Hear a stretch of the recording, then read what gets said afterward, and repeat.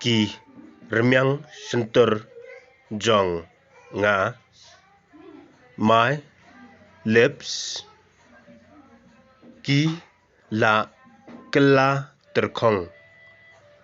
It is becoming dry. Nga klem yo thia bha. I didn't sleep well. I didn't sleep well. Phi pet computer. You watch computer. Kata kadai ka dao. That is the reason. That is the reason.